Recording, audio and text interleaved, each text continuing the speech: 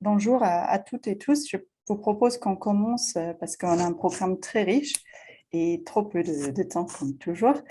Bonjour à ce premier webinaire des rencontres numériques. Nous avons déjà passé 3 journées en présentiel à Amiens. Donc, il y a quelques-unes de vous qui ont été avec nous ces dernières journées. Sinon, bonjour et bienvenue à tout le monde. Donc, aujourd'hui, nous nous sommes retrouvés pour parler des budgets participatifs et à quel point ils peuvent être un levier pour la transition écologique. Et en fait, cet atelier, c'est le premier atelier de toute une coopération entre Décider Ensemble et le Centre d'écologie urbaine de Montréal, qui va durer pendant 2 ans, avec plusieurs ateliers, la production des ressources, de la documentation et même une BD sur les questions de transition écologique et budget participatif. Donc, aujourd'hui, c'est le premier atelier en partage d'expérience avec 4 communes, collectivités, la région Occitanie, la ville d'Antony, en France et au Canada, la ville de Montréal et l'arrondissement de Montréal, Plateau-Mont-Royal. Donc, pour tous et toutes, il y a donc une chat dans laquelle vous pouvez poser des questions et réponses, mais il y aura vraiment un moment dédié aux questions et réponses. Mais s'il y a des questions entre-temps, surtout de compréhension, n'hésitez pas à les poser. Et donc, si plus attendez, je donne la parole à Anne qui va nous faire une petite introduction de nos intervenants et de notre réseau qu'on souhaite créer entre la France, le Québec et tout le monde francophone. Merci beaucoup, Katharina. Donc, bonjour à tous et à toutes. Donc, pour la petite histoire autour de notre projet, c'est à l'automne dernier que Décider Ensemble et le Centre d'écologie urbaine, on a choisi de collaborer pour mettre sur pied les rencontres franco-québécoises de la participation, avec un focus sur le budget participatif. On est 2 organisations leaders en participation publique et en budget participatif sur nos territoires respectifs. Le Centre d'écologie urbaine, on s'ancre dans un réseau de collaborateurs nord-américains et international. Et de leur côté, Décider Ensemble réunissent un réseau mature en participation citoyenne et en budget participatif. C'était donc logique qu'on se réunisse, car on peut s'apporter beaucoup l'un l'autre. Au Québec, le budget participatif prend de l'ampleur depuis 15 ans, surtout dans les dernières années. Il y a un dialogue qui se crée entre les villes, mais il n'y a pas encore un réseau qui est créé. En France, par contre, il y a un réseau plus structuré qui existe et qui peut nous inspirer. Donc, notre but, c'est de rassembler les acteurs au Québec, en France, mais aussi dans la grande francophonie, dans un réseau qui est vivant, innovant et dynamique. Puis ce qu'on souhaite, c'est permettre des échanges de pratiques, de connaissances et d'expériences. Il parlait aussi d'inclusion, des outils technologiques qui peuvent nous soutenir dans la démarche et du rôle du budget participatif dans la transition écologique, comme on va le faire aujourd'hui. Donc, en ouvrant aussi le réseau aux acteurs de la grande francophonie, on souhaite créer des liens avec les villes qui mettent en place des budgets participatifs hors Québec et France, mais aussi apprendre de leurs expériences. Et déjà, il y a plusieurs villes ou organisations qui se sont démontrées intéressées et on les remercie de leur présence aujourd'hui. Avant de commencer la discussion, on tient à remercier chaleureusement nos partenaires. Le projet est soutenu par le ministère des Relations internationales et de la francophonie du Québec. Oui, on a un petit PowerPoint. Et par le ministère de l'Europe et des Affaires étrangères de la République française à travers la Commission permanente de coopération franco-québécoise. Donc, vous voyez ici la vision des rencontres franco-québécoises. Donc, rassembler les acteurs, échanger les pratiques, connaissances, expériences et nos thèmes centraux que j'ai nommés transition écologique, inclusion et outils numériques.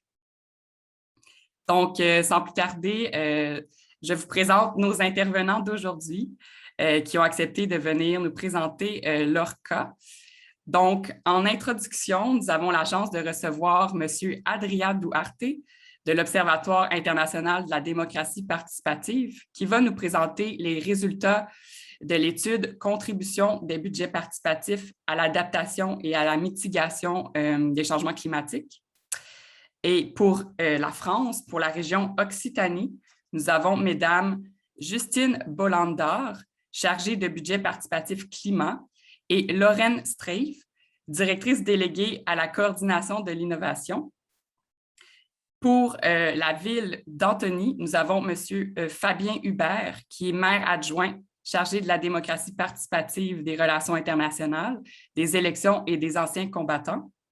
Et pour la ville de Montréal, nous avons Frédéric Belair-Bonnet et Fanny Pilon-Millette, conseillère en planification à la direction de l'expérience citoyenne et au 311.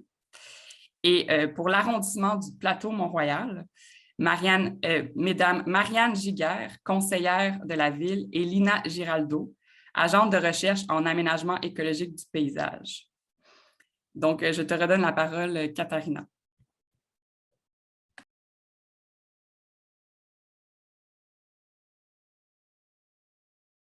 Merci beaucoup. Je voulais donner la parole donc, à Adria. Donc, l'OIDP a déjà fait une première étude pour montrer les potentiels impacts du budget participatif pour la transition écologique. Je vais essayer juste de mettre... Oui. Voilà. Donc, Adria, je vous laisse expliquer les premiers résultats de votre étude qui vont nous donner une idée pour nos échanges aujourd'hui. Merci beaucoup, Katrina. Bonjour à tout le monde. Tout d'abord, merci à Décider Ensemble et à Écologie urbaine de Montréal pour organiser cette intéressante session qui va tout à fait avec notre travail que nous avons développé aussi à l'OIDP. Surtout avec cette étude, on a fait deux études, mais bon, surtout je vais parler d'une étude, celle qui est à gauche. Si tu veux passer directement à la deuxième slide, comme ça on peut voir directement les idées fortes. Cette étude a été coordonnée par le professeur Yves Cabane et l'idée c'est un petit peu on a étudié 15 cas d'études de villes qui ont développé des budgets participatifs sensibles au climat. Alors, les idées un petit peu fortes rapidement en 5 minutes. Bon, on a vu vraiment avec cette étude qu'il y a des villes de absolument tout type de taille, à niveau régional, au niveau métropolitain. Donc, il y a vraiment une très grande diversité des communes, des collectivités territoriales qui effectuent ces budgets participatifs sensibles au climat. Donc, il n'y a pas vraiment un type de ville plus ou moins qui le fait. Donc, c'est vraiment très varié. Et aussi, différents modèles de budget participatif. Il y a des budgets participatifs territoriaux par arrondissement, par ville, ou aussi thématiques. Il y a qui sont directement sur la thématique sensible transition écologique ou de genre. Donc, ça, c'est un petit peu l'idée générale, que vraiment, il y a une très grande diversité de ces budgets participatifs. Le deuxième grand point, c'est l'idée que beaucoup de ces nouveaux budgets participatifs sensibles à la question climatique découlent des faits dramatiques dont souffrent les populations. Surtout, on a déterminé que c'est surtout les cas d'inondations, c'est le cas plus fréquent, des villes qui ont vécu des inondations, aussi des villes qui sont au bord de la mer où il y a le niveau de la mer qui est en train de monter, aussi des villes qui souffrent ou des territoires qui ont souffert des incendies, c'est le cas en Russie, en Portugal par exemple. Donc c'est vraiment quand il y a le territoire qui a souffert directement déjà les conséquences du règlement climatique, où c'est là où commencent à débuter ces budgets participatifs. Normalement, c'est directement les propositions sur la thématique qui commencent à augmenter, puis c'est directement les organisateurs qui décident de focaliser sur la thématique climat. Le troisième point, c'est vraiment c'est le plus important, je vais me détailler un petit peu plus, c'est la question les projets qui dérivent de ces budgets participatifs, qui sont vraiment très variés. On trouve des projets qui dérivent directement de l'adaptation ou la mitigation des effets des changements climatiques. Et j'ai mis quelques petites photos. Donc, dans des régions où il y a beaucoup d'incendies, il y a beaucoup de projets qui sont par exemple des systèmes de cisternes d'eau pour faire face aux incendies, aussi des casernes de pompiers par exemple. Où il y a des inondations, mais c'est beaucoup de systèmes d'améliorer l'aménagement de l'eau quand il y a des inondations, des systèmes pour les pluies, etc., etc. Donc, c'est vraiment tout type de projet qui dérive d'adapter aux conséquences du changement climatique. Il y a aussi la question très typique d'aménagement, par exemple, des parcs, des zones vertes, de plantation d'arbres, c'est aussi assez typique dans ces résultats. En plus de ces cas qui peuvent être plus typiques, il y a aussi par exemple, des projets qui visent l'adaptation de stratégies de campagne de sensibilisation. Donc, c'est à travers le budget participatif aussi un outil très important de sensibilisation pour le reste, pour le général de la population sur la question environnementale et climatique.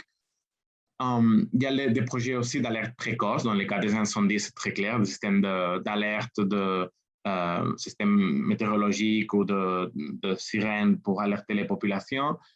Et il y a aussi dans quelques communes où il y a eu à travers le budget participatif, il y a eu des études pour transformer le modèle énergétique ou climatique des villes. Donc, on trouve ça, pas seulement les projets directs, mais aussi des études ou des systèmes d'alerte. Le quatrième point que je voulais un petit peu remarquer, c'est la question qu'on retrouve beaucoup d'innovations à travers ces budgets participatifs. Des innovations dans le cadre du propre système participatif, c'est-à-dire de nouvelles méthodes du budget participatif, mais aussi, bien sûr, des innovations dans les politiques publiques qui sont développées grâce au budget participatif. C'est vraiment un grand levier de transformation des politiques publiques.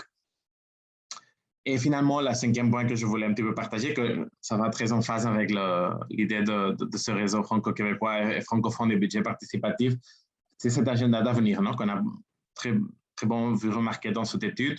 Dans cette étude, on a vu qu'il y a plusieurs villes qui font des budgets participatifs sensibles au climat, mais ça reste toujours très, très indépendant, très séparé, il n'y a pas vraiment ce contact.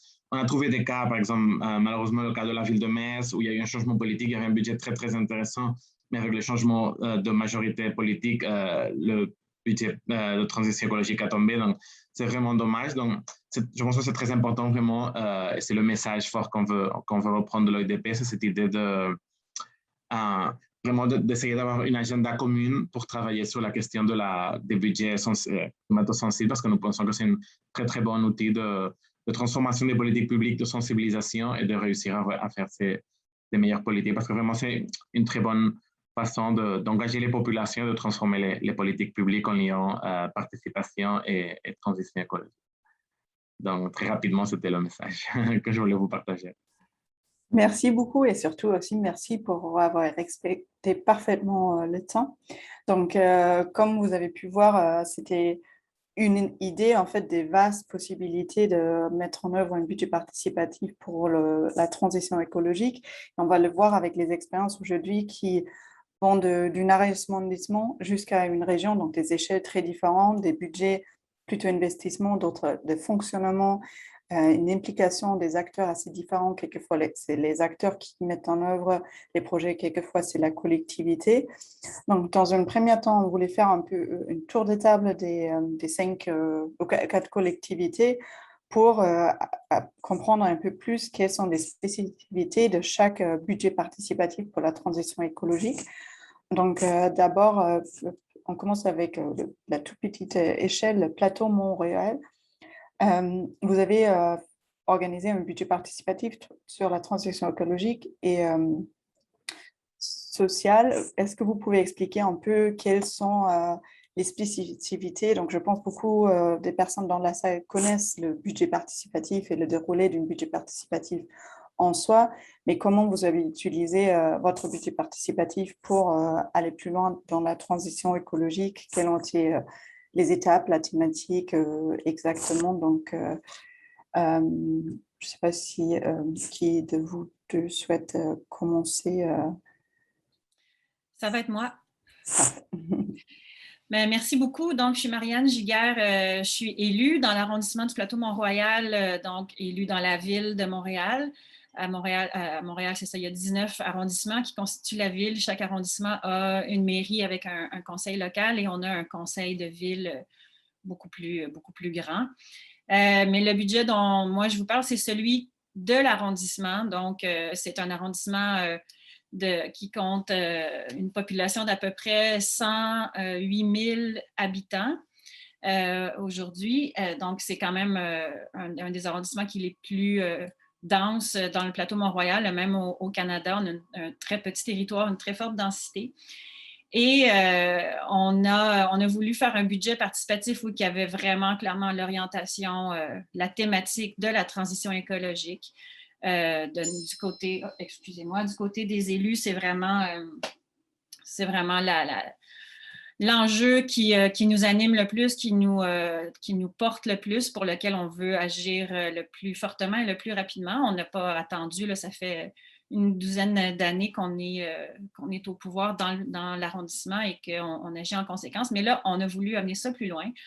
En fait, on a un nouveau maire là, qui s'appelle Luc Rabouin, qui a lui-même étudié, qui a fait un mémoire de maîtrise sur le budget participatif de Porto Alegre au Brésil. Et ça allait de soi qu'il allait vouloir ramener ça dans son arrondissement.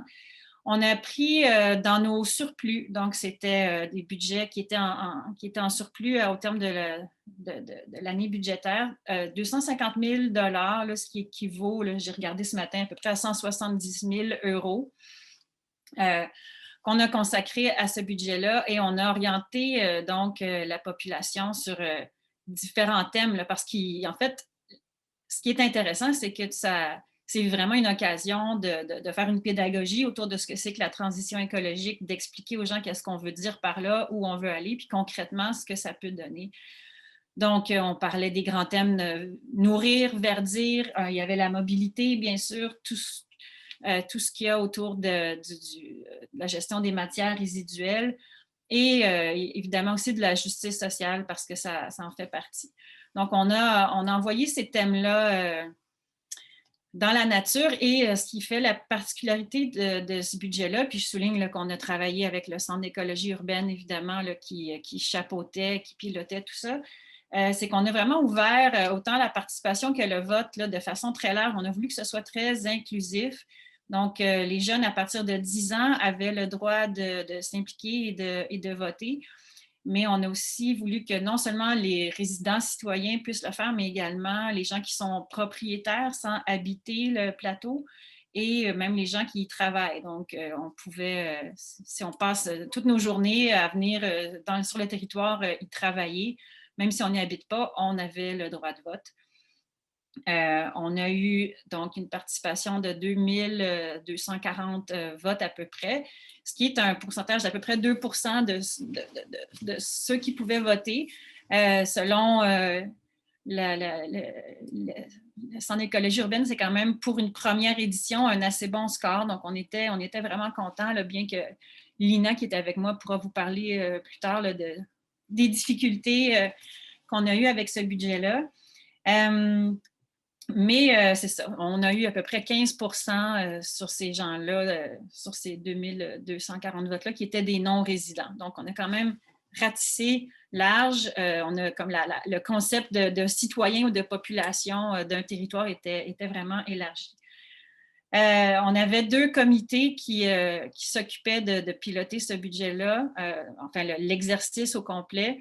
Le comité de pilotage là, qui était vraiment plus décisionnel, plus dans la pratique, et un comité de consultation, un comité consultatif là, qui impliquait des gens de toutes sortes de milieux, vraiment un comité multidisciplinaire avec des gens, des spécialistes, des chercheurs, des gens de la société civile aussi qui suivaient le processus, qui pouvaient le commenter, le bonifier également là, tout le long, et qui ont évidemment donné leurs commentaires à la fin.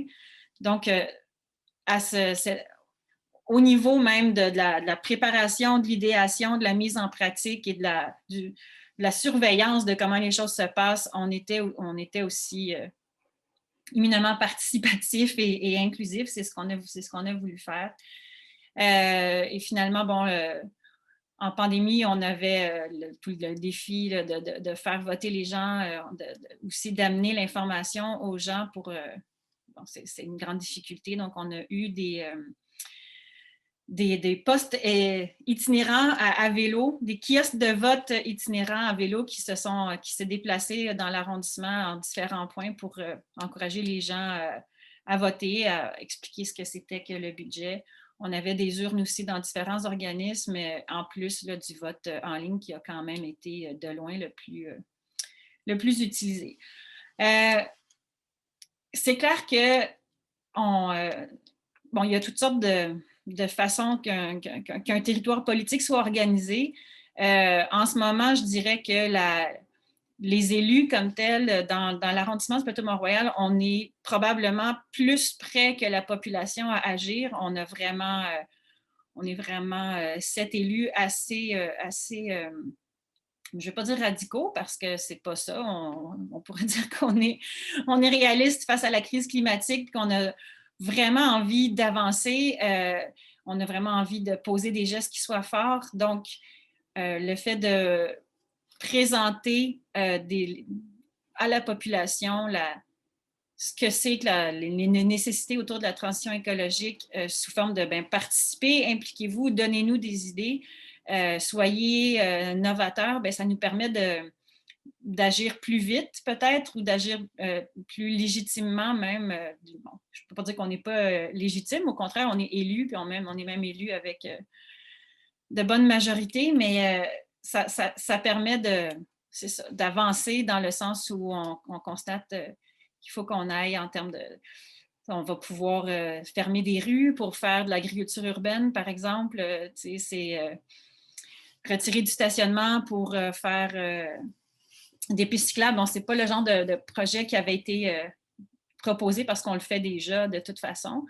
Mais les projets qui ont été élus par la population, c'est vraiment ce qui a trait au verdissement, à l'agriculture urbaine, au fait de se nourrir localement, de verdir le territoire et puis de partager aussi l'autre projet qui a remporté le vote, c'est celui de remise d'outils, de sites de bibliothèques de divers outils où les gens peuvent aller chercher une perceuse et autre chose. Donc, voilà, ça fait un petit peu, de façon un peu éparse, le tour de notre expérience de cette année. Peut-être 2 questions pour être un peu plus précise, surtout aussi pour comparer à la France. Votre budget participatif était qu'un budget investissement ou aussi fonctionnement. Et vous avez évoqué tout au début qu'il y a aussi beaucoup dedans cette idée de la pédagogie et vous dites que c'est en fait les élus qui sont plus prêts à la transition que la population. Donc, est-ce que ça a eu, vous savez si ça a eu un impact, s'il y a des initiatives plus innovatrices qui sont sorties de votre budget participatif, aussi il y a plus d'adhésion des habitants à la transition écologique?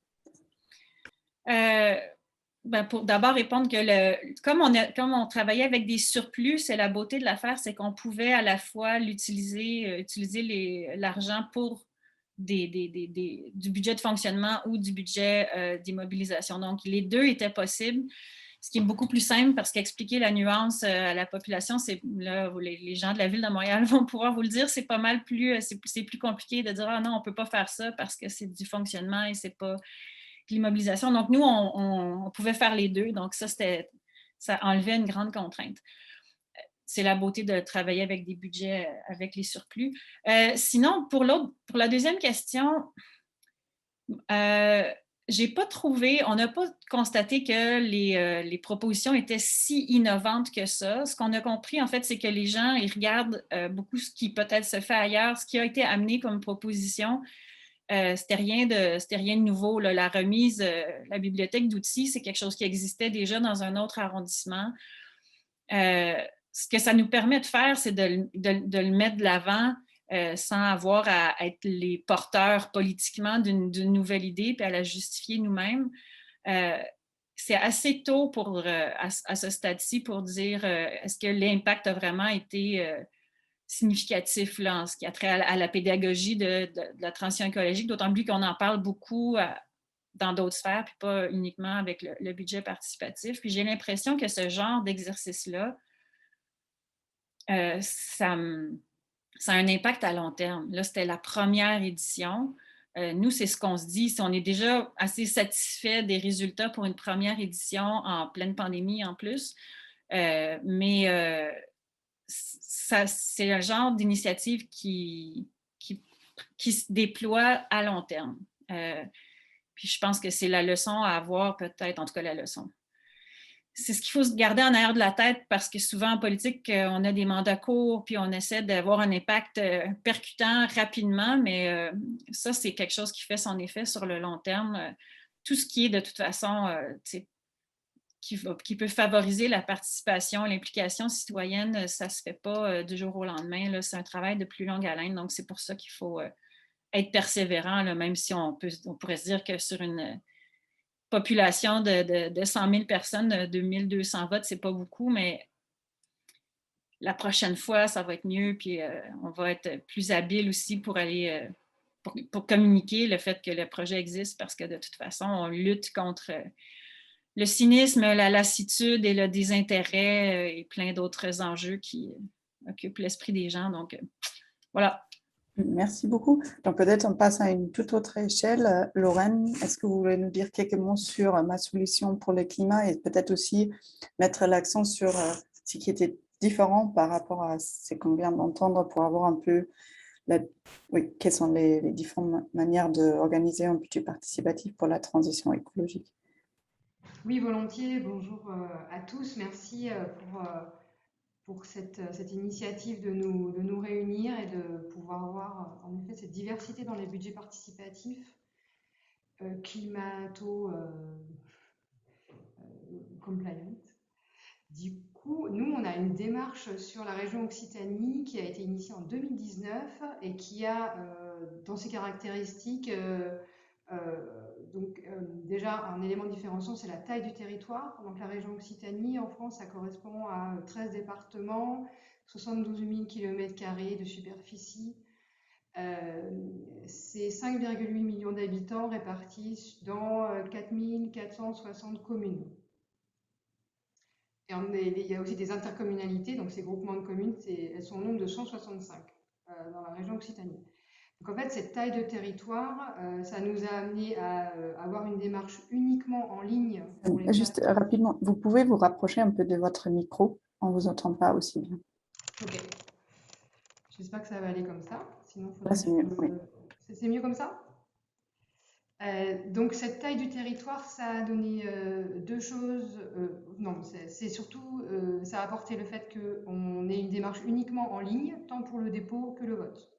Il n'y a pas eu de bulletin papier et de dépouillement papier à prendre en charge. Donc tout s'est fait sur notre site participatif qui s'appelle laregioncitoyenne.fr. La deuxième caractéristique liée à cet échelon régional, c'est que la région n'est pas maître d'ouvrage des projets qui sont après votés, plébiscités par les citoyens. Ça veut dire que les initiatives qui allaient être lauréates au budget participatif, elles devaient être portées par un tiers, qui ne pouvait pas être la région. Enfin, on avait pris le parti que dans la plupart des cas, on n'allait pas pouvoir, eu égard à nos compétences, réaliser les projets. Donc, le choix qu'on a fait, c'est que le déposant, il peut être soit déposant d'une idée, soit potentiellement porteur de l'idée. Donc, ça voulait dire que les candidats pour présenter des solutions pouvaient être donc, tous les habitants de l'Occitanie, ayant une attache avec l'Occitanie. Donc, soit on y habite, soit on y travaille, soit on y étudie. Et on a pris le public des 15 ans et plus. 15 ans, pourquoi? Parce que la région elle est compétente au niveau des lycées. Donc, il était important qu'on puisse embarquer aussi tout le public des lycéens. Donc là, on a un public de candidats, et puis après, il y a le public du bénéficiaire, du futur bénéficiaire de l'aide régionale qui allait permettre de réaliser le projet. Donc là, on est sur un bénéficiaire de subvention régionale. Et là, on était sur des structures, obligatoirement, des structures dotées de personnalités juridiques.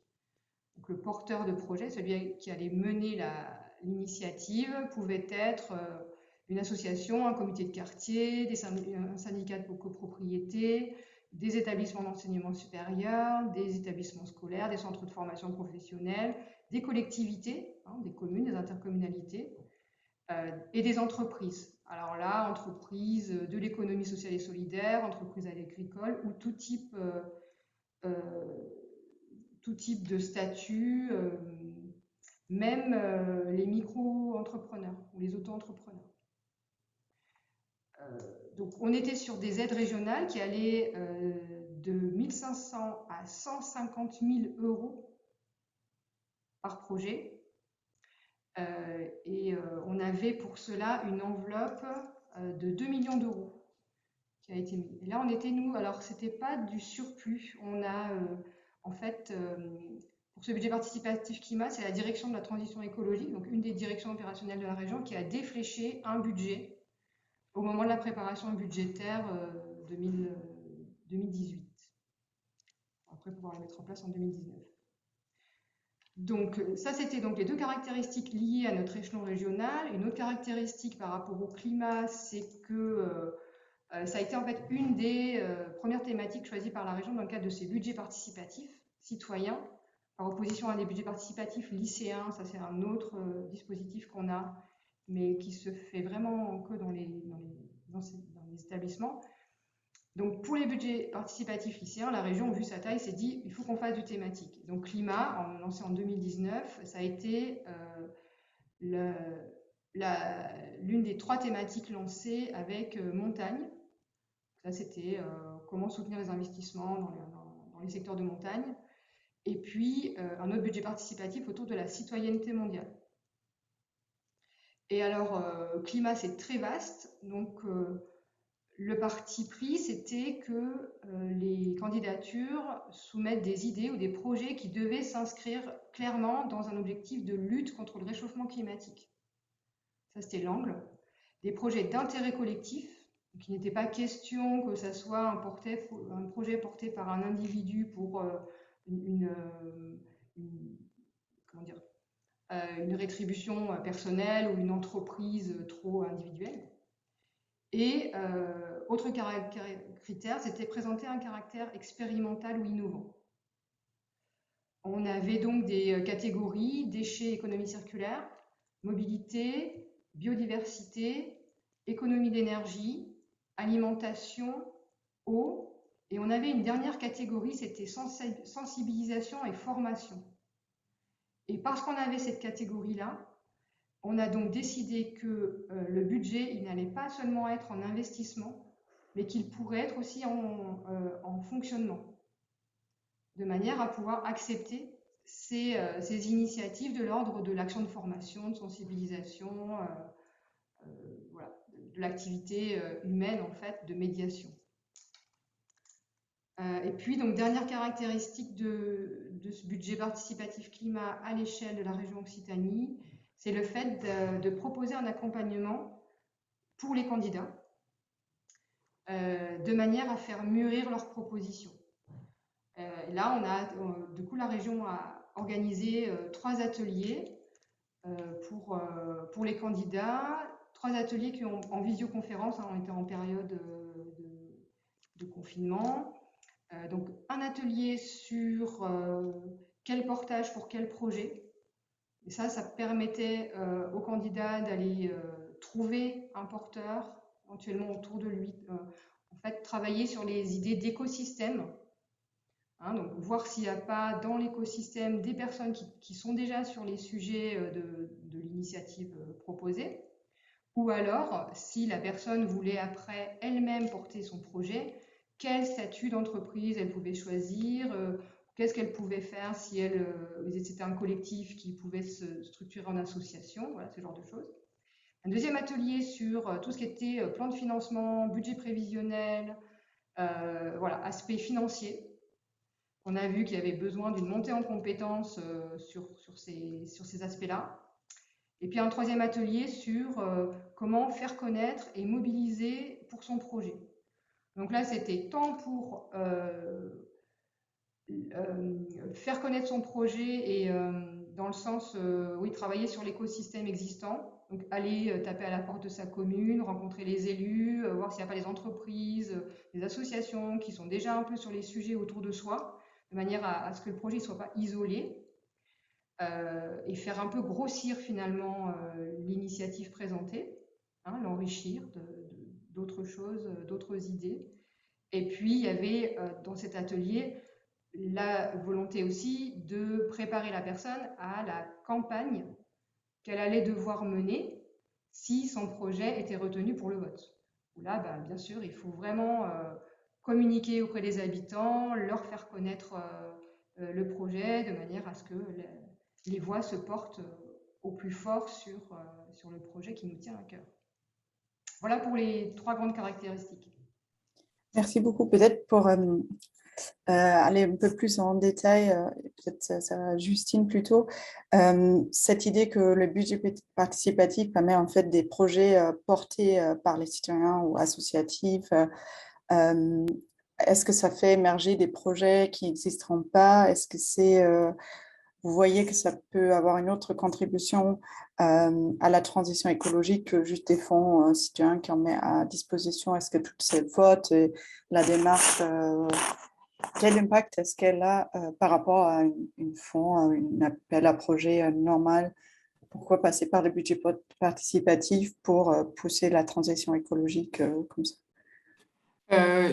Donc bonjour à tous, moi c'est Justine Bollandard de la région Occitanie et je m'occupe du budget participatif Ma Solution pour le climat.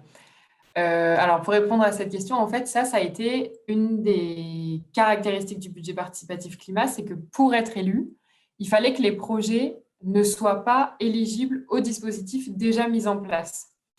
En fait, si un projet était présenté au budget participatif et qu'il était éligible à un dispositif qui était déjà porté par la région, on le redirigeait vers ce dispositif. L'idée là, c'était vraiment de capter des projets qui sont hors radar de la région, c'est-à-dire qui, d'ordinaire, ne peuvent pas être financés par les dispositifs déjà en place. Donc, c'était vraiment ça l'idée. Parfait, merci beaucoup. Donc, peut-être on repart à l'autre bout du monde, à Montréal.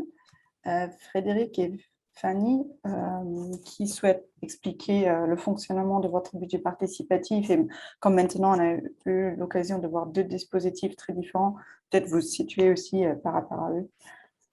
Merci. Je serai la première à introduire le sujet. Bonjour tout le monde, merci de l'invitation. Alors, il va y avoir évidemment quelques similitudes avec ce que Mme Giguère a présenté pour l'arrondissement, mais il y a quand même du plateau Mont-Royal, mais il y a quand même des différences importantes que je vais essayer de soulever. D'abord, le contexte montréalais, c'était pour nous une première expérimentation d'un budget participatif à l'échelle de la ville de Montréal au complet. C'est bien sûr, comme vous tous, un processus qui a dû être adapté au contexte de la COVID. Ça émane d'une volonté politique claire, c'était une priorité de l'équipe en place et c'était une promesse qu'on a réalisée avant les prochaines élections qui arrivent et c'était la plus importante avec le montant accordé au Canada en ce moment.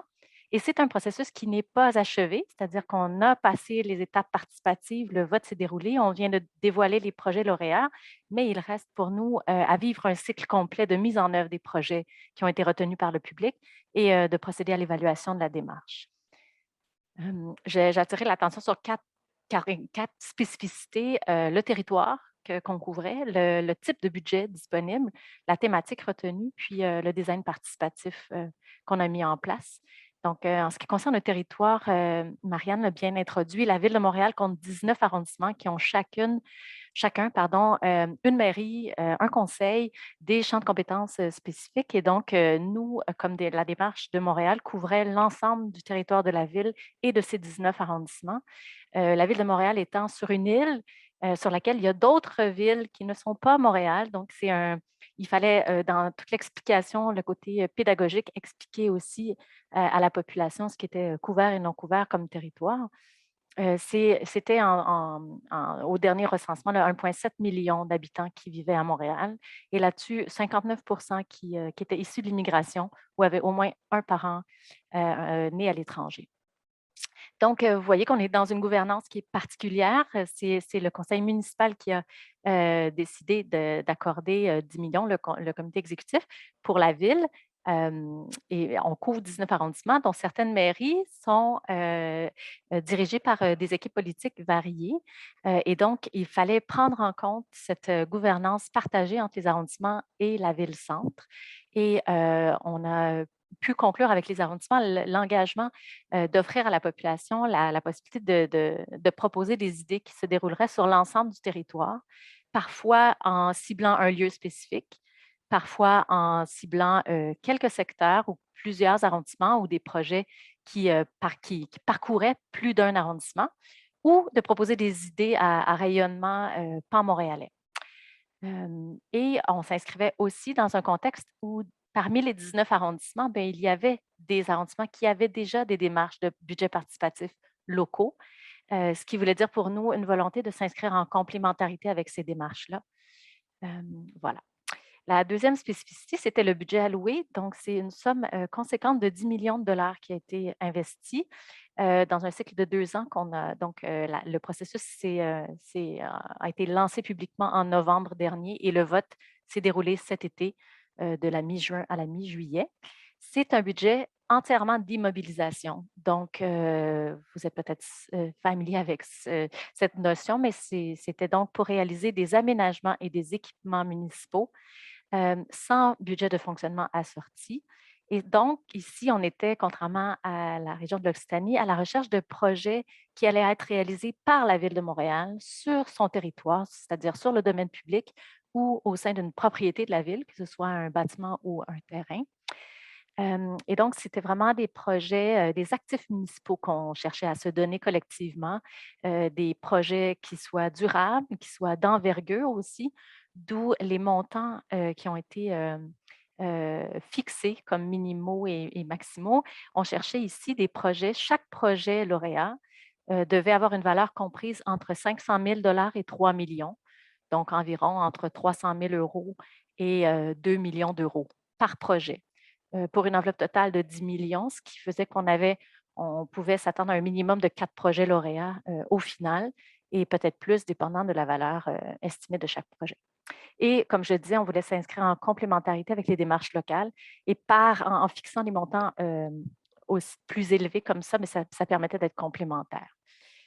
Une autre spécificité était bien sûr le choix de la thématique. L'arrondissement du plateau a choisi le même angle. C'est très cohérent avec les priorités de l'administration en place, mais aussi des préoccupations citoyennes qui se sont exprimées et qui, d'ailleurs, ont été intégrées dans une vision Montréal 2030. Pour la première fois, la Ville de Montréal s'est dotée à la fin de l'année dernière d'une planification stratégique sur 10 ans qui s'appelle donc Vision Montréal 2030 et qui repose sur 4 orientations, dont la transition écologique. Donc, au moment de décider ce qu'on allait faire, ce que la Ville voulait faire avec ces 10 millions, quel type de projet était recherché avec ce budget participatif, bien, le choix de la transition écologique s'est imposé pour s'inscrire en cohérence avec cette vision de Montréal 2030, mais aussi comme un moyen d'actualiser cette vision-là concrètement, de la mettre en marche, mais aussi de sensibiliser la population à ce que c'était, au thème, aux priorités de cette vision, notamment celle de la transition écologique qui reste quand même un concept qui parfois est difficile à appréhender, à comprendre par la population. On en parle de plus en plus, comme le disait Marianne, mais il reste du travail pour qu'on comprenne dans notre quotidien, dans notre environnement immédiat, ce que ça peut vouloir dire, comment ça peut s'incarner. Donc, c'était une façon de décortiquer un peu ce qu'était la transition.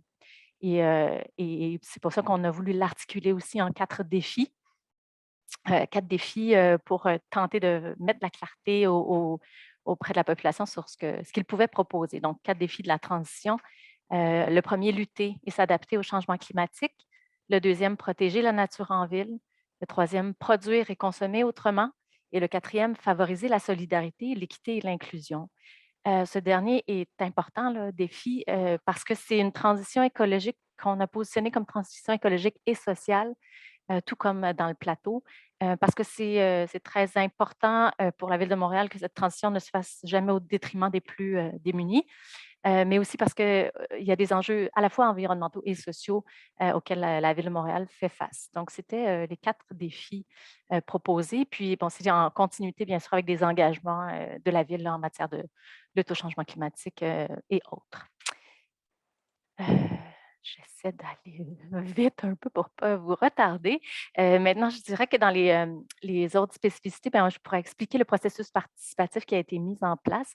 On était à une échelle, bon, quand je vous entends pour l'Occitanie, je comprends le défi mais pour nous, déjà, c'était une échelle qui était grande où, avec plus de 1,7 million de population à rejoindre ou à tenter de rejoindre, eh bien, il y avait une nécessité, en temps de pandémie en plus, d'aller vers du virtuel, mais toujours avec la préoccupation de lutter au maximum contre la fracture numérique.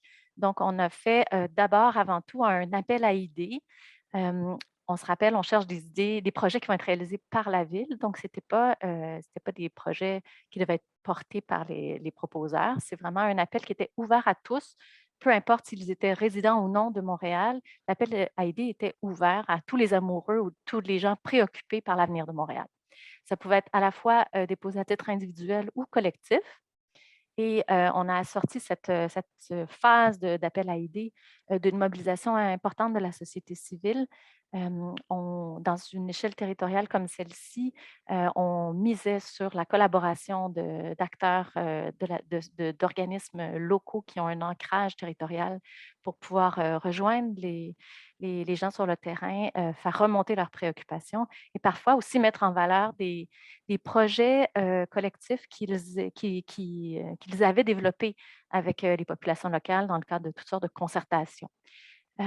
Et on a accompagné ce processus qui était essentiellement un dépôt d'idées en ligne, mais d'une ligne téléphonique dans un but d'accessibilité et aussi d'ateliers virtuels d'idéation où on a noté notamment une proportion de femmes assez importante qui ont pu participer, notamment parce que c'était peut-être plus facile parfois en matière de conciliation que d'autres formes de participation. Ensuite, il y a une phase importante pour nous qui est celle du développement des idées en projet. Donc, il y a 3 grands moments de participation dans ce budget participatif. La collecte d'idées, le vote, bien sûr, à la fin, mais entre les deux, le développement des idées en projet. On a reçu 620 idées et parmi celles-ci, des idées plus embryonnaires, d'autres très élaborées. Il y a eu tout un travail de tri de ces idées pour voir, bien sûr, celles qui répondaient aux critères d'admissibilité.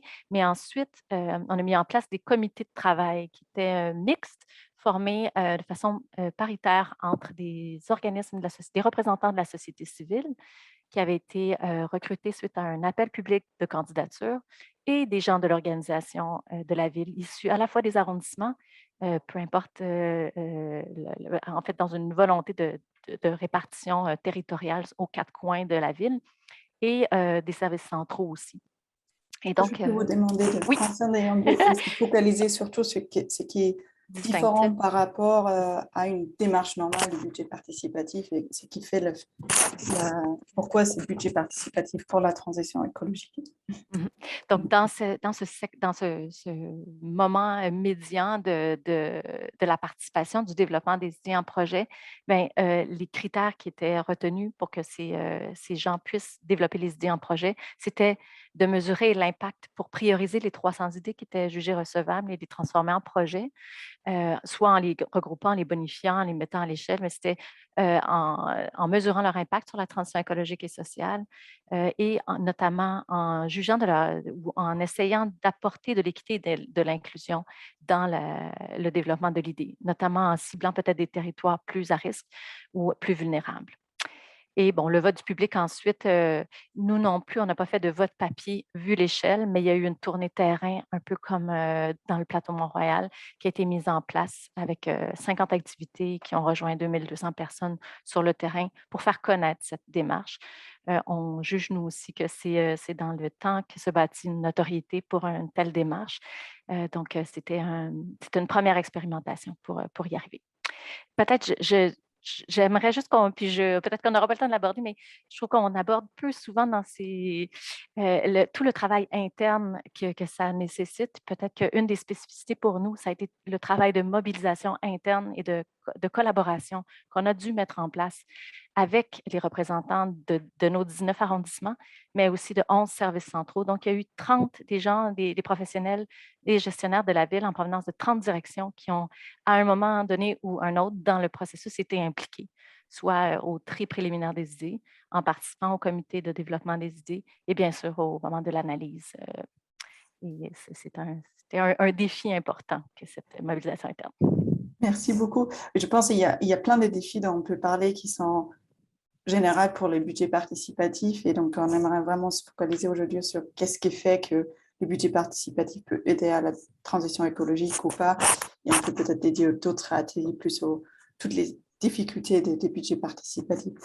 Donc, on passe à la ville d'Antony. Donc, Fabien Aubert, si j'ai bien compris, le budget participatif, c'est le 3e qui, finalement, on focalise sur le développement durable. Et il est toujours en cours. Donc, si vous pouvez expliquer un peu comment vous êtes arrivé à cette priorité et comment elle a été co-construite avec les citoyens pour mettre la transition écologique au cœur du budget participatif. Bien sûr, merci beaucoup. Déjà, donc, effectivement, Antony, pour vous situer, c'est une ville moyenne hein, qui est située dans le sud de Paris, à quelques dizaines de kilomètres de Paris, et qui fait 65 000 habitants. Donc, comme vous le disiez, nous, c'est notre 3e édition de budget participatif, du budget participatif tout court, les 2 premiers n'étant pas thématiques. Et donc, on a choisi de faire cette édition, cette fois-ci thématique, pour plusieurs raisons. Déjà, la campagne électorale que nous avons vécue en 2020, on avait par choix aussi voulu cette campagne comme axée sur les problématiques de développement durable. Donc, ça a été un axe fort de notre campagne. Et d'ailleurs, le maire, fortement sensibilisé à cette question, a fait d'importants recrutements dans notre équipe pour associer dorénavant dans notre équipe un certain nombre de profils sachants, compétents dans le domaine du développement durable. Et puis, on souhaitait également, au-delà des précédentes éditions qui n'étaient pas thématiques, en introduire une. Et peut-être par constat des éditions précédentes, et puis parce qu'on voulait marquer ce mandat de l'empreinte du développement durable, on a fait ce choix d'un budget participatif centré sur le développement durable. C'était aussi une transition douce, puisque une grosse majorité des projets qui avaient été présentés dans les éditions précédentes étaient déjà axés sur cette thématique. Malgré l'absence de demande, enfin de thématisation. Donc, par rapport au budget, l'aspect budgétaire, donc, nous, on augmente graduellement le budget du budget participatif, 400 000 € la première année, 500 000 la deuxième, 600 000 pour cette 3e édition. C'est du budget de fonctionnement, d'investissement. Cependant, confrontés à la difficulté que beaucoup des projets qui nous sont présentés sont des projets d'investissement, on a décidé de couper la poire en deux et d'autoriser du fonctionnement la première année du projet uniquement. Voilà, donc voilà. Et puis, donc sur les modalités de fonctionnement, donc on a donc proposé, en fait, dans une première étape, aux Antoniens une vingtaine de thèmes qui étaient basés sur les 17 objectifs du développement durable de l'ONU, mais élargis pour y inclure des problématiques d'ordre un peu plus local, comme favoriser le commerce local ou bien encourager les échanges avec les villes jumelles d'Antony. Donc voilà, les objectifs adaptés de sorte à effectivement y inclure des problématiques beaucoup plus locales, et donc celles d'une ville. Donc ces 20 thématiques, on les a soumis au vote, de sorte que les gens pouvaient en fait prioriser ces 20 thématiques et en choisir in fine 10. Donc ça, c'est la première étape du budget, de sorte qu'on a restreint à ces 10 thématiques. Et c'est là-dessus qu'on a ensuite proposé aux gens de réfléchir et de travailler. Donc, comment s'est organisée cette phase-là? Bien sûr, dépôt de projet. Alors, nous, tout fonctionne par Internet. Donc, on a une plateforme de démocratie participative locale qui nous sert évidemment principalement pour l'instant au budget participatif, mais dont la vocation est aussi de mener des consultations sur la ville. Et donc, les projets y sont déposés. Et puis, on a aussi engagé une phase d'accompagnement de ce développement de projet avec 2 types d'ateliers, 2 ateliers spécifiques pour aider les gens à construire un budget, construire un projet, construire un budget. Donc ça, c'était plutôt des ateliers pédagogiques. Et 3 autres ateliers, chacun regroupant 3 ou 4 des 10 thématiques présélectionnées, et donc sur lesquelles les gens réfléchissaient ensemble à proposer des projets communs. Voilà, donc malheureusement, tout ça, on aurait voulu le faire en présentiel, ça s'est fait en ligne, mais l'objectif, les années suivantes, ça sera de le faire en présentiel. Voilà, et donc actuellement, Donc les phases de projet ont été clôturées. Ensuite, les projets sont passés devant un comité constitué d'élus, d'habitants, mais aussi des conseils des jeunes locaux, du conseil des seniors, des conseils de quartier dans le quartier prioritaire, voilà, d'associations qui ont présélectionné les projets pour poursuivre l'étude de ceux qui avaient été présélectionnés avec les services municipaux, c'est-à-dire l'ensemble des projets sont étudiés par les services municipaux avec les porteurs de projets pour les améliorer et donc pour ensuite, dans cette dernière phase qui n'est pas encore active, mais qui sera active et qui sera aussi faite par Internet, où les gens pourront voter pour les projets. Voilà, et donc en ligne, un vote sera fait sur les projets qui ont été retenus et qui pour l'instant sont au nombre de 41 sur un ensemble de projets déposés de 149. Et ce qui est intéressant, ce qu'on a constaté, c'est que malgré la thématisation, eh bien, on n'a pas eu de baisse réelle du nombre de projets proposés puisqu'on en avait eu 143 puis 170 lors des éditions précédentes. Et on est quand même, voilà, malgré la pandémie, malgré la thématisation, qui aide aussi les gens à réfléchir de façon plus ciblée, on a un nombre de projets qui s'est maintenu. Donc voilà pour les grandes lignes. Et donc, peut-être que je peux enchaîner directement avec une question qui est liée à ce que vous venez de dire. Qu'est-ce qui est l'effet de la thématisation? Est-ce que c'est grâce à ça qu'on voit le jour de beaucoup plus de projets autour de la transition écologique, ou est-ce que, comme vous avez eu aussi 2 éditions avant, effectivement, ce n'est pas forcément ça qui change la donne. Ceux qui s'intéressent déjà, ils vont proposer des projets de toute manière, ou est-ce que vous avez vu que peut-être des citoyens qui d'abord ne s'intéressaient pas, maintenant vont proposer des projets dans ce sens? À quoi ça sert effectivement de thématiser la transition écologique? Et peut-être, je vous laisse répondre d'abord et après, c'est une question en fait pour tout le monde. Et pour les participants, on va passer à un tour de questions-réponses. Donc, si vous avez des questions, n'hésitez pas à lever votre main.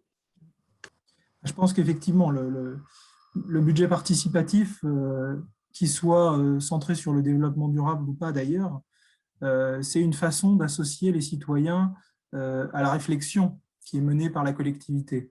Et donc, de thématiser, parce que, effectivement, quand je disais les 2 éditions précédentes étaient essentiellement, l'essentiel des projets était développement durable, mais pas tous. Là, la totalité le sont. Donc, il y a un vrai effet d'orientation et de canalisation de la réflexion. Ça, c'est clair. Donc, mais qui effectivement est aussi un moyen de développer cette sensibilisation large à la question du développement durable, qui est prégnante, mais également de faire de la pédagogie. C'est-à-dire, comment dire, y compris par exemple dans les projets qui sont refusés, on fait de la pédagogie qui, alors, soit est de la pédagogie budgétaire, soit est de la pédagogie écologique sur les fausses bonnes idées écologiques, comme par exemple, voilà, les récupérateurs d'eau sur les ronds-points ou les fleurs sur les poteaux de voirie. Ça permet d'échanger, d'autant que les réponses qu'on fait à tous les porteurs de projets sont publiques. Donc, cette pédagogie, elle n'est pas destinée uniquement aux porteurs de projets, elle est destinée à l'ensemble des gens qui s'intéressent à la question. Après, vous avez évoqué les participateurs professionnels, on va dire. C'est vrai qu'on en a un certain nombre qu'on revoit d'une année à l'autre.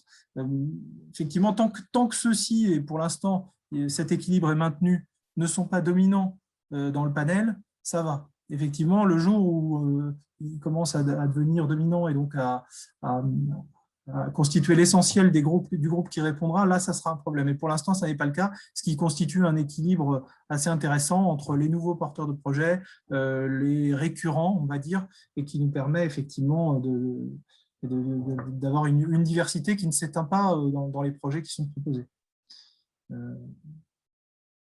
Merci beaucoup. Ça nous permet aussi, effectivement, un point important, à la fois de voir les attentes qu'on n'aurait pas su saisir, mais aussi de confirmer, parce qu'il y a aussi tout un tas de projets qui ne sont pas acceptés, tout simplement parce qu'ils sont déjà mis en œuvre par la collectivité.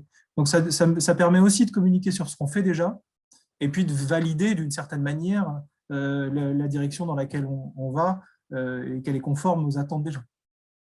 Merci beaucoup. Est-ce que quelqu'un d'autre souhaite réagir sur pourquoi c'est important ou à quoi ça sert de thématiser la transition écologique? Peut-être qu'il y a aussi une expérience de budget participatif non transition écologique.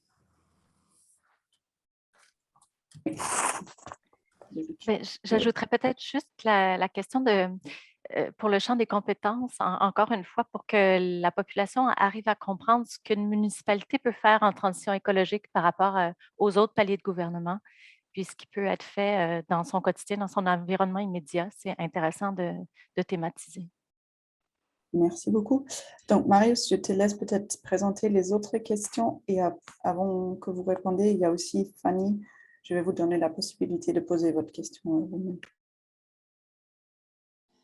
Bonjour, c'est Marius de Dessiner Ensemble. Voilà. Donc, je viens gérer un peu les questions du chat questions-réponses, donc n'hésitez pas à les poser.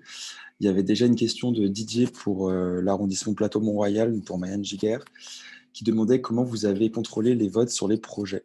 Voilà. C'est une bonne question. En fait, on a fait confiance aux gens. Il n'y avait pas tant de façon que ça de s'assurer que quelqu'un ne vote pas 2 fois, s'assurer que quelqu'un vote en ayant le droit de vote dans le cadre du projet du budget participatif. C'est sûr qu'on demandait aux gens quelques informations pour les statistiques, mais ça ne constitue pas comme une limite là, ou un droit d'entrée dans le bulletin de vote en ligne. On s'est dit que je pense que c'était vraiment, peut-être que même Anne, là, du côté des spécialistes au Centre d'écologie urbaine, pourrait mieux expliquer l'approche, mais un dans l'autre, on se disait que ça ne pouvait pas être, qu'il y ait une mobilisation de gens qui feraient voter, qui se donneraient la peine de faire voter des gens d'ailleurs ou qui n'ont pas vraiment le droit de vote, que ça ne pouvait pas avoir un impact assez significatif pour qu'on se donne le trouble de contrôler, ce qui aurait été vraiment, ce qui aurait représenté vraiment un grand défi. Ce qui est intéressant, je ne l'ai pas mentionné, c'est aussi la façon dont les gens votaient pour 5 projets. Donc, c'était pas, on en choisit seulement un. On cliquait sur nos 5 projets préférés sur la liste là, qui en comptait une douzaine. Et aussi, de cette façon-là, ça assure que le vote est vraiment bien réparti puis qu'il n'y a pas les gens mobilisés autour d'un seul projet qui, eux, même de bon droit, se mobilisent pour voter massivement. Ça fait en sorte que ça répartit vraiment les votes sur tous les autres projets, que ce sont à la fin ceux qui sont vraiment les plus appréciés et populaires, même si ce n'est pas le tien, celui auquel toi, que tu représentes ou auquel tu tiens.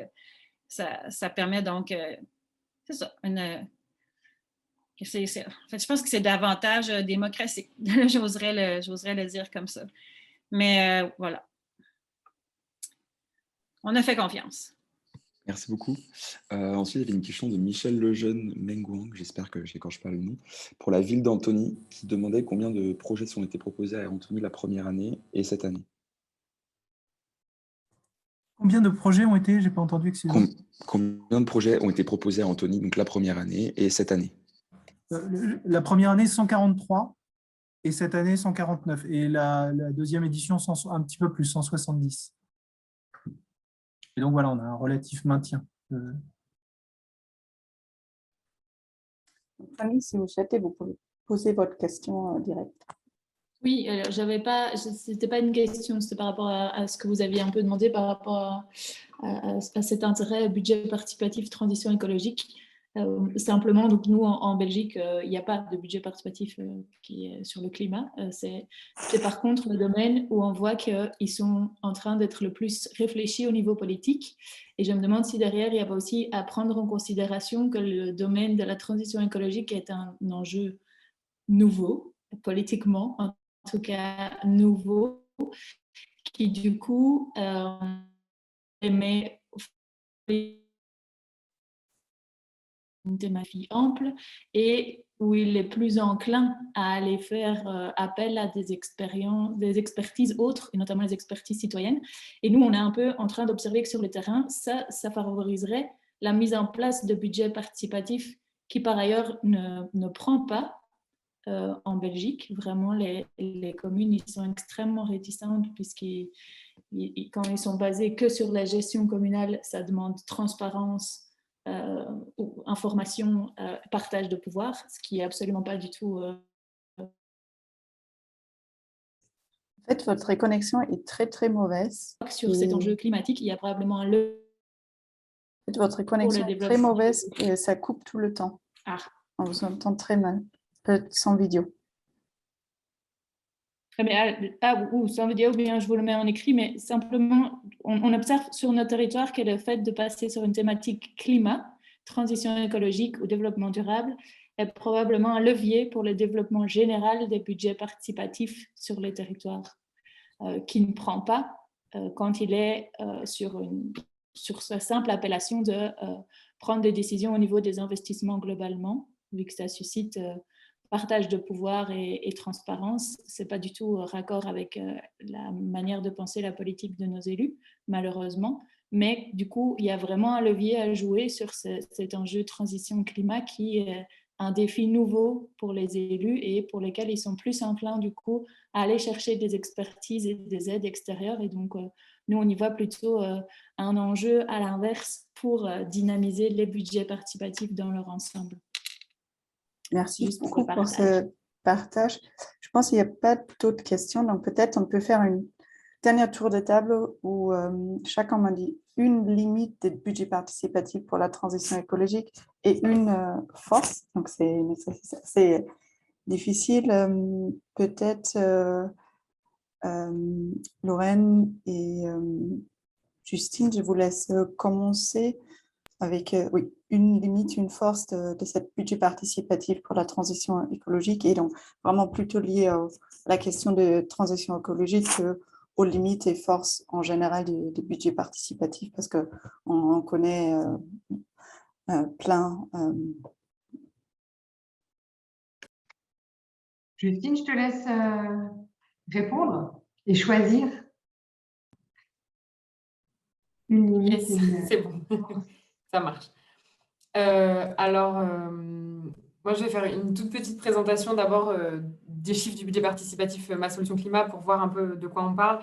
Nous, on a eu 400 dépôts de propositions.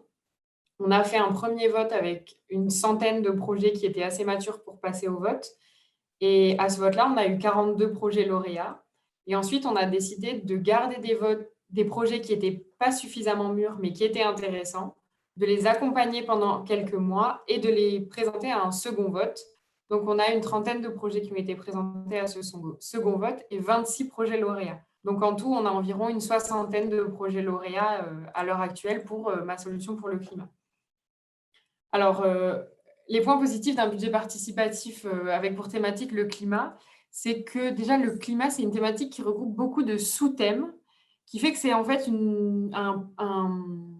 un thème qui est très large et donc qui permet vraiment d'avoir plein d'angles d'attaque. Nous, on avait beaucoup de thématiques, on en avait 7.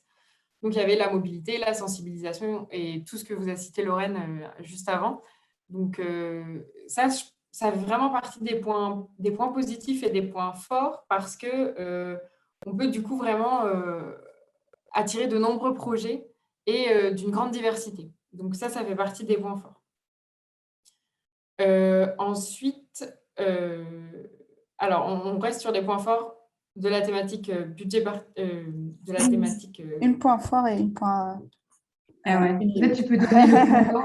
Sinon, on ne peut pas faire le tour des 4 personnes. Le pendant de ce point fort, peut-être, tu vois, Justine, qui est la limite. La limite du fait que ce soit une thématique très large.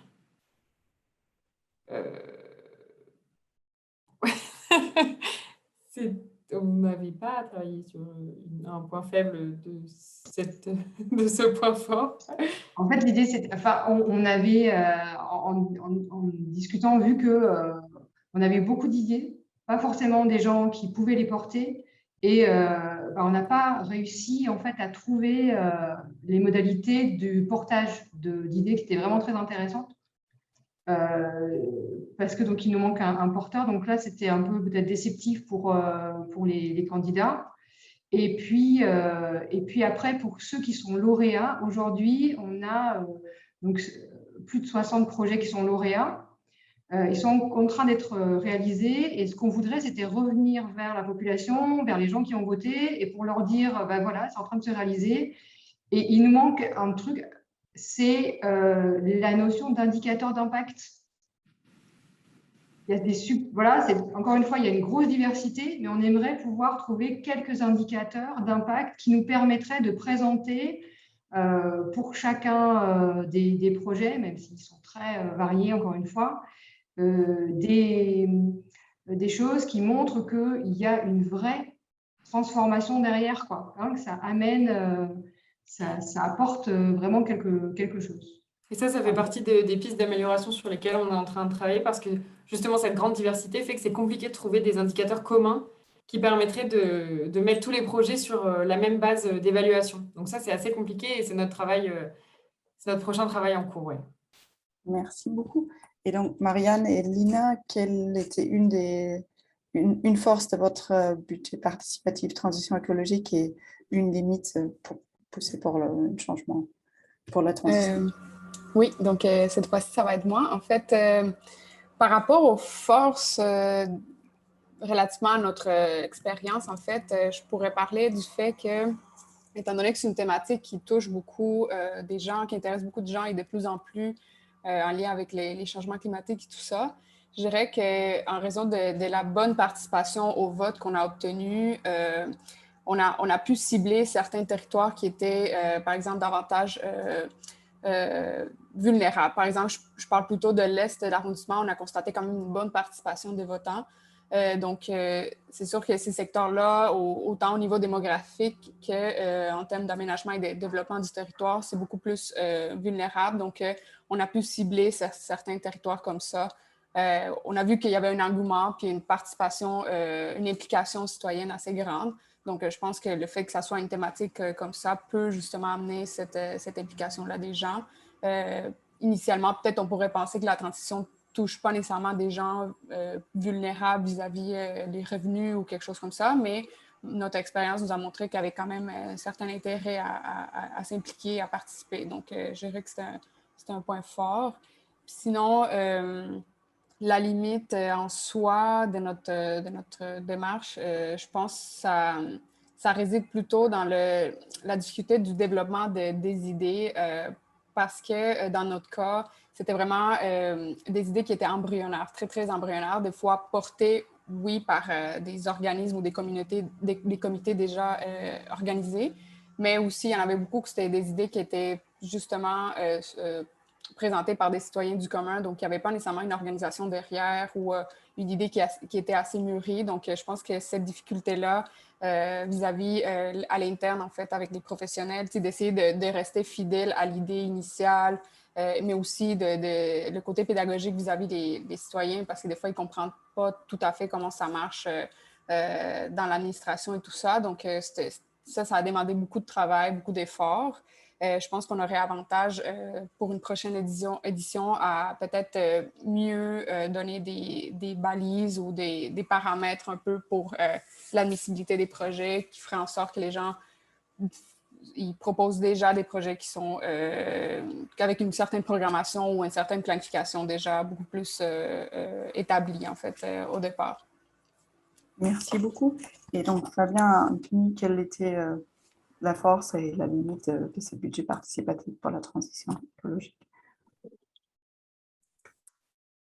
Oui, disons dans la force, ça a déjà été un peu dit, mais je l'aborderai sous un angle un peu différent. C'est effectivement, ça permet de balayer assez large sur les différents thèmes d'action d'une commune, d'une collectivité. C'est-à-dire que ça ruisselle sur potentiellement tous les champs d'activité de la commune. Et donc, ça nous permet de faire à la fois de la pédagogie sur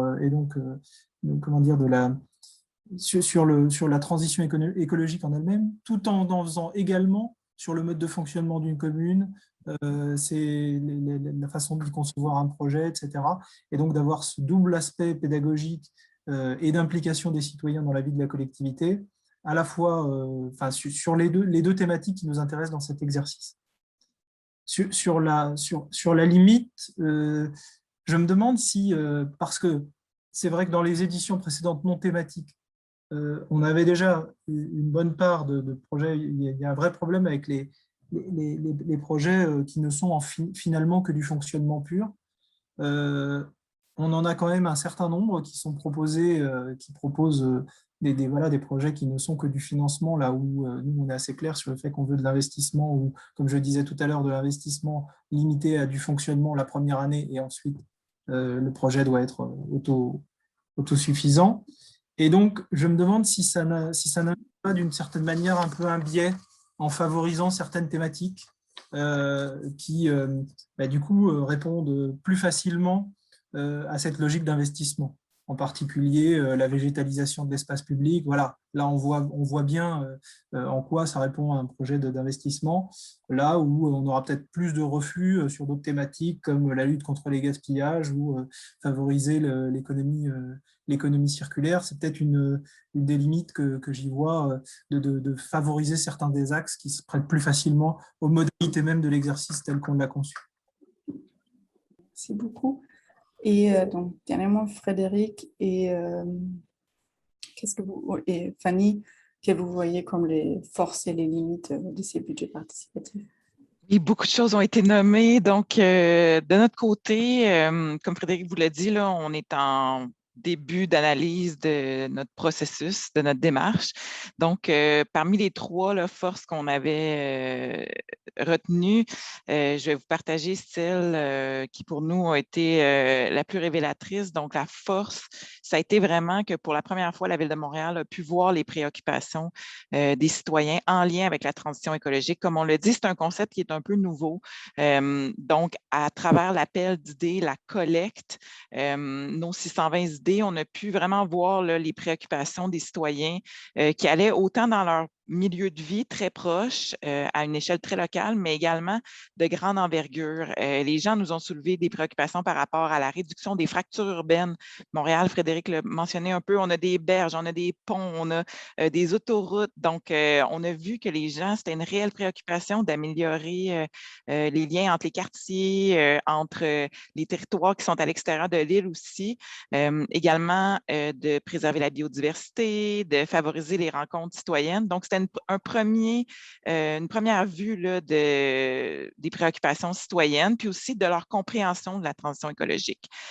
Ces préoccupations-là, à travers le temps, se sont transformées en projets. Donc, quand on est retourné au vote, c'est 35 projets là, qui ont été développés, qui ont été soumis au vote. Puis, on en a ressorti 7 projets lauréats qu'on a analysés un peu comme étant les priorités. Quelles sont les priorités de nos citoyens par rapport à ces projets-là? Donc, Frédéric va vous mettre dans le chat là, nos 7 projets lauréats. Vous pourrez aller les lire. Ce qui en est ressorti, c'est un projet de verdissement, donc de mini-forêt, un projet d'ajout de fontaines d'eau avec un dispositif pour améliorer l'accès lors des grandes chaleurs, de l'ajout de mobilier festif, de la transformation d'un stationnement minéralisé, une serre, un corridor écologique, puis la transformation d'un quai aussi là, en un espace commun où est-ce que les gens peuvent profiter de l'eau et de diverses activités. Donc, pour nous, ça a vraiment démontré l'enthousiasme des citoyens par rapport à cette nouvelle thématique-là. On a eu une belle implication des organismes, une implication des gens à l'interne. Donc, pour nous, cette première édition-là, dans laquelle on s'est engagé, on ne savait pas trop comment ça allait se solder, mais finalement, on a atteint des objectifs. L'objectif qu'on s'était fixé, en fait, là, qui était 1%, d'aller rejoindre 1% de la population à travers les différentes étapes, mais surtout en lien vers le vote. Donc, aller rejoindre 1% de la population, puis, en fait, notre résultat était 1,2% de la population. Donc, on en était très fiers. En plus, quand on parle de limites, de notre côté, ce qu'on a analysé, ce qu'on a vu, c'est que ça reste difficile d'intégrer les notions d'équité, d'inclusion dans la participation. Montréal, c'est, comme Frédéric l'a dit au départ, c'est des gens issus de l'immigration, donc des gens qui ne parlent pas nécessairement le français et l'anglais, des quartiers où il y a un haut taux de vulnérabilité en lien soit, oui, avec l'environnement, mais aussi avec les caractéristiques socio-démographiques.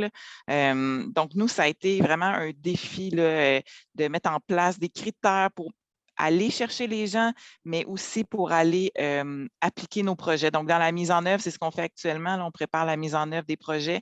Donc, vraiment, d'aller chercher les endroits où ces projets-là allaient pouvoir s'appliquer. Merci beaucoup. Voilà.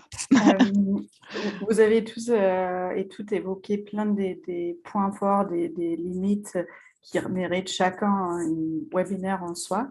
J'aimerais donner la parole à Anne qui va vous présenter rapidement qu'est-ce qui est prévu dans notre réseau d'échange. Et aussi, on va vous donner la possibilité de nous dire un peu quelles sont les priorités, quelles thématiques vous souhaitez adresser lors de prochaines rencontres. Donc, Anne, je vous laisse la parole. Oui, merci, Katharina. On aurait aussi le PowerPoint. Oui, super, merci. Donc, en fait, dans nos prochaines étapes, on lance aujourd'hui un sondage adressé à tous les acteurs des budgets participatifs de la francophonie. En fait, notre objectif, c'est de nourrir la création de notre réseau et de trouver les sujets de nos futurs événements. Donc, on veut connaître qui sont les acteurs du budget participatif dans la francophonie et quels sont les besoins, quelles sont les aspirations, les intérêts pour ce réseau-là.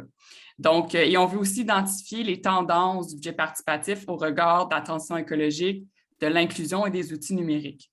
Donc, vous allez tous recevoir un courriel en début de semaine prochaine qui va vous transmettre le sondage. Et vous aurez 2 mois pour y répondre jusqu'au 16 novembre. C'est environ 15 minutes. Et le sondage est aussi disponible sur le site budgetparticipatifquebec.ca dans l'onglet Réseau France-Québec. Et donc, dans nos prochaines étapes, on va analyser vers la fin de l'année les résultats de ce sondage-là. Et on aura un deuxième événement virtuel vers février de l'année prochaine, qui pourrait prendre la forme d'un atelier de travail où on vous présente les résultats et on discute de certains des faits saillants là, qui en seront ressortis. Puis l'année prochaine, on aura aussi 2 ateliers qu'on souhaite être en format hybride, un en sol québécois, un en France. Et là, ça sera une journée ou 2 où on aura des présentations et des ateliers de discussion parce qu'on aimerait ressortir de nos événements des outils qui vont être utiles à tous, comme par exemple une fiche synthèse sur les résultats du sondage, mais aussi éventuellement peut-être avoir des principes communs qu'on va partager ou la création d'une bande dessinée sur comment une idée circule dans un budget participatif pour permettre de vulgariser c'est quoi cette démarche-là au grand public. Voilà, donc on vous invite à parler du réseau, dans vos propres réseaux, de répondre aux sondages et de visiter notre site web.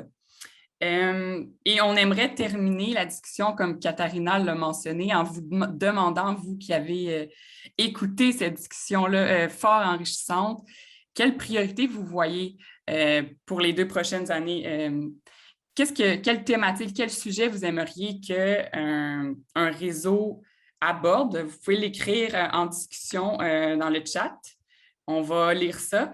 Et moi, j'ai noté de ce que nos panélistes ont dit, comment convaincre nos élus de mettre en place des budgets participatifs de transition écologique? Quel argument on pourrait amener de l'avant?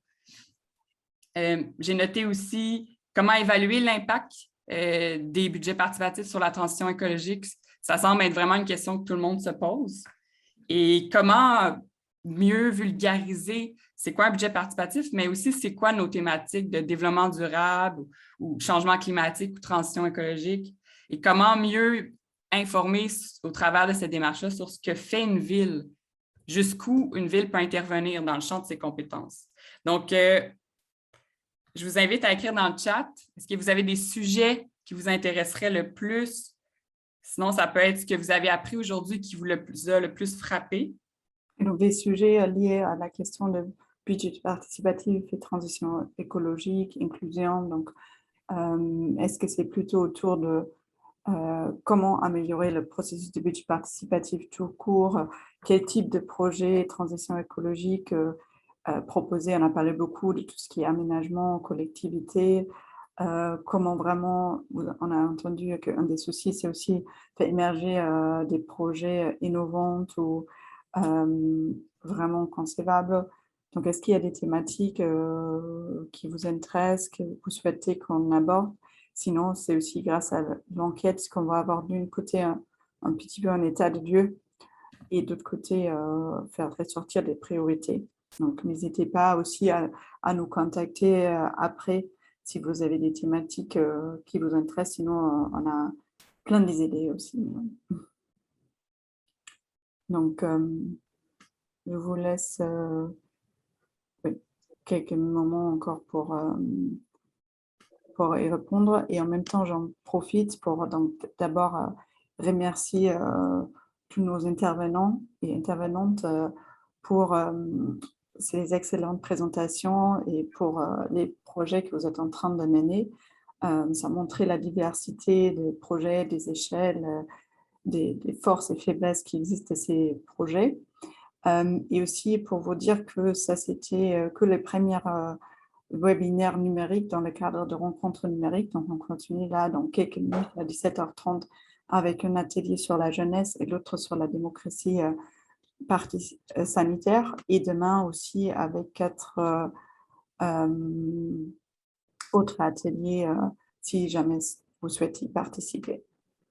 Donc, merci beaucoup à tout le monde et on espère de vous voir dans nos prochaines activités dans le cadre de rencontres ou de notre réseau Québec-France.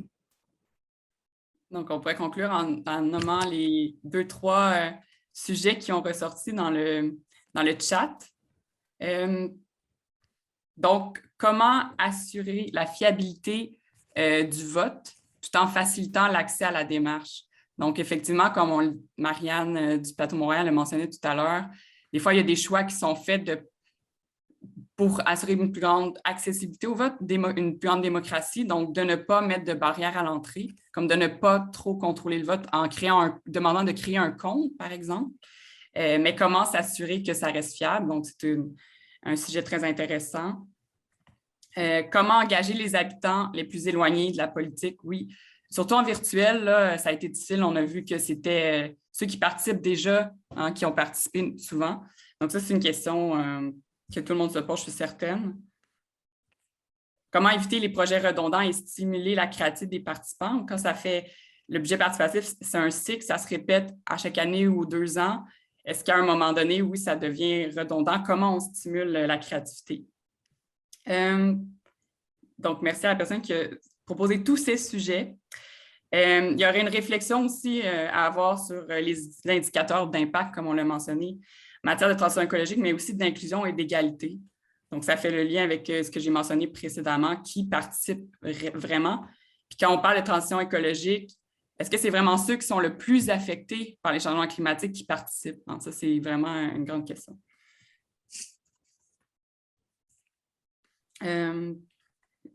Oui, je pense que ça fait le tour. Oui. Ouais. Donc, merci beaucoup à tout le monde et on espère de vous revoir très prochainement.